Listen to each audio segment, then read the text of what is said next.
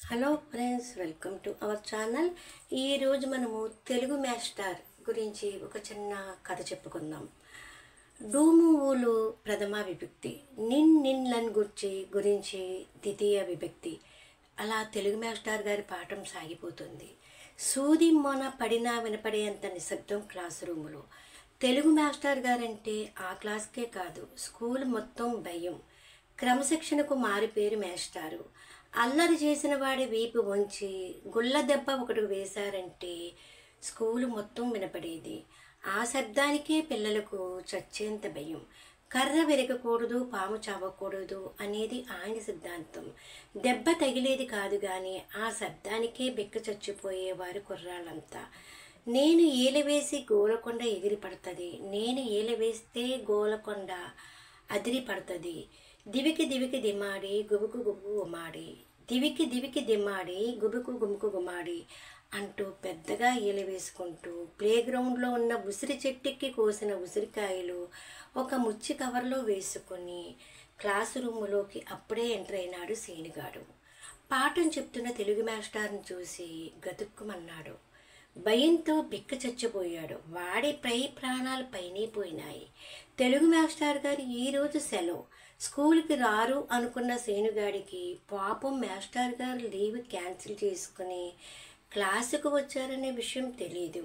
ఎంచక్క తెలుగు పీరియడ్ని ఉసిరికాయల కోసం కేటాయించుకున్నాడు. ఒరే ఇలా రారా, మాస్టర్ కళ్ళు చింత నిప్పుల్లా ఉన్నాయి.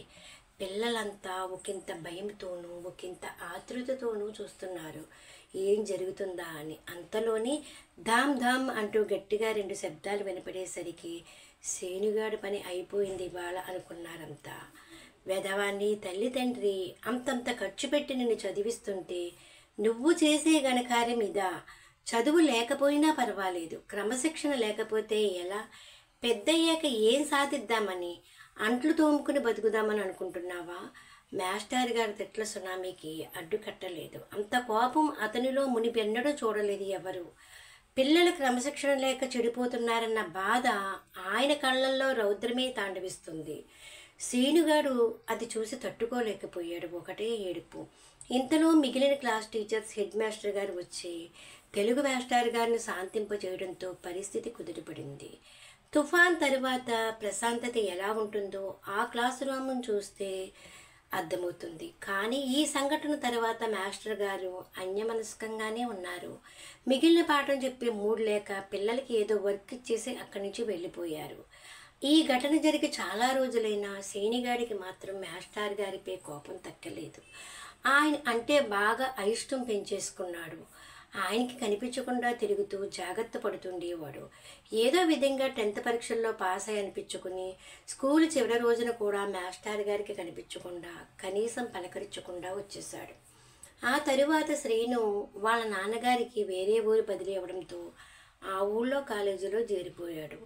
రోజులు గడిచిపోతున్నాయి, క్యాలెండర్లు మారిపోతున్నాయి. అవి రోజులా లేక కళ్ళాలు లేని గుర్రాలా అన్నట్టున్నాయి.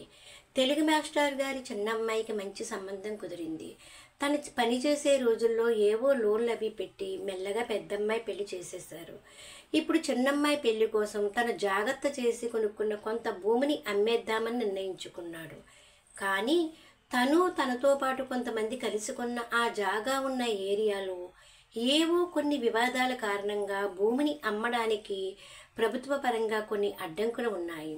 ఆ అడ్డంకులు తొలగితే గాని తాను అమ్మే పరిస్థితి కానరాకపోవడంతో తెలిసిన వ్యక్తుల సలహా మేరకు జిల్లా కలెక్టర్ గారిని కలిస్తే పని జరగచ్చు అని చెప్పడంతో కలెక్టర్ని కలవడానికి అపాయింట్మెంట్ తీసుకున్నారు మాస్టర్ గారు.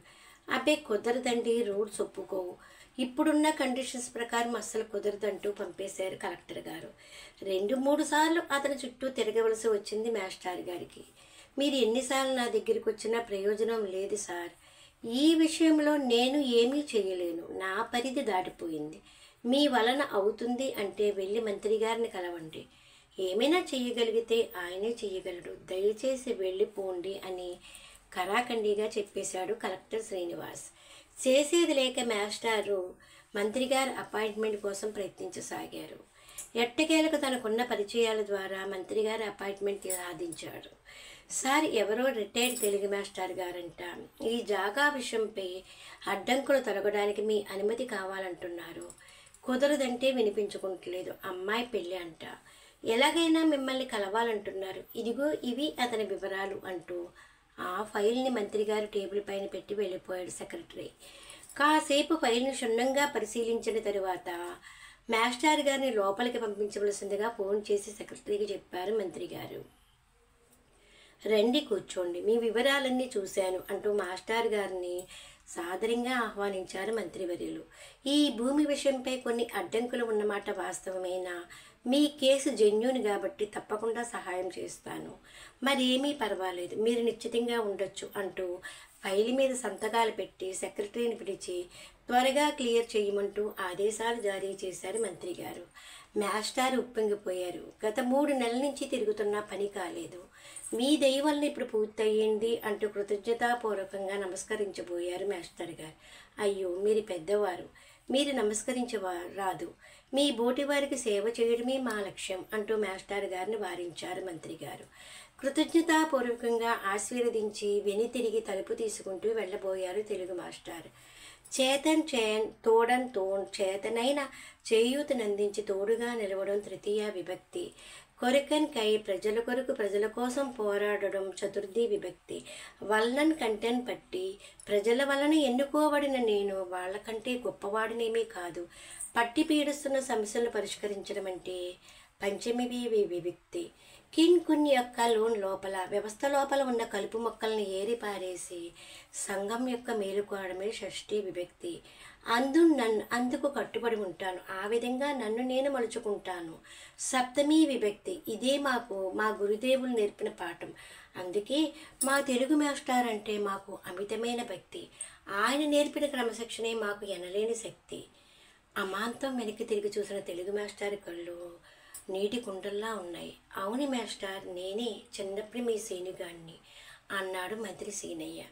నీటి పొరలు కప్పేయడం వల్ల ఏమో ఒకరికొకరు మసకమసకగా కనపడుతున్నారు. తన శిష్యుడు ఉన్నతి చూసి మురిసిపోయారు మాస్టారు. గట్టిగా కౌగిలించుకున్నారు. కాలేజీ చదువులు చదువుతున్నప్పుడు ఒక్కొక్కటిగా జీవితం పాఠాలు నేర్పసాగింది మాస్టారు. అప్పుడు తెలిసి వచ్చింది మీరు క్రమశిక్షణపై ఎందుకు అంత శ్రద్ధ వహించేవారు, మమ్మల్ని మంచి పౌరులుగా తీర్చిదిద్దడానికి ఎంత కష్టపడేవారో. ఆనాడు మీరు నేర్పిన పాఠాలను నెమరు వేసుకుంటూ నా బతుకు చిత్రాన్నే మార్చుకున్నాను. ప్రజాసేవ చేస్తూ దేశానికి ఎంతో కొంత రుణం తీర్చుకోవాలనుకున్నా. చూస్తున్నారుగా ఇప్పుడు ఇలా. మీరేమీ అనుకోపోతే అమ్మాయి పెళ్ళికి నాకు చేతనైనంత సహాయం చేసి మీకు గురిదక్షిణగా చెల్లించుకుంటా. ఆ భూమిని మాత్రం అమ్ముకోవద్దు. మీ జీవిత భద్రత కోసం మీ దగ్గరే అట్టే పెట్టుకోండి. ఇది నా విన్నపం కాదనకండి అంటూ అభ్యర్థించాడు మంత్రి సేనయ్య ఉరఫ్ సేను. గురుభక్తిని కాదనలేకపోయారు తెలుగు మాస్టారు. తన శిష్యుడు అంత ఎత్తు ఎదిగినందుకు సంబరపడిపోయారు. సార్, మీ మొబైల్ అందుబాటులో లేనట్టుంది. మేడం గారు ఫోన్ చేశారు. మీ చిన్నబ్బాయి స్కూల్లో ఉసిరి చెట్టు ఎక్కి కాయలు కొయ్యబోతూ కింద పడ్డాడంట అన్నాడు. మరేమీ పర్వాలేదు, హీ ఈజ్ ఆల్ రైట్ అని ప్రిన్సిపాల్ గారు ఫోన్ చేసి చెప్పారంట అంటూ మధ్యలో డిస్టర్బెన్స్ చేసినందుకు క్షమాపణ చెప్తూ వచ్చి చెప్పాడు సెక్రటరీ. మరేమీ పర్వాలేదు, ప్రిన్సిపాల్ గారిని వాడికి ఇంకొక 4 తగిలించమను, మరీ బుద్ధి లేకుండా తయారవుతున్నాడు ఈ మధ్య అంటూ తెలుగు మాస్టర్ మొహంలోకి చూశారు సదరు మంత్రి గారు. ఆ ఇద్దరూ అంతలా పకపక ఎందుకు నవ్వుతున్నారో ఓ పట్టాన అర్థం కాలేదు సెక్రటరీకి. అలాంటి ఉపాధ్యాయుల్ని విద్యార్థుల్ని చూపించమంటే చూపించగలను, కానీ అలాంటి మంత్రులు చూపమని మటుకి అడగద్దు. Please like, share and subscribe.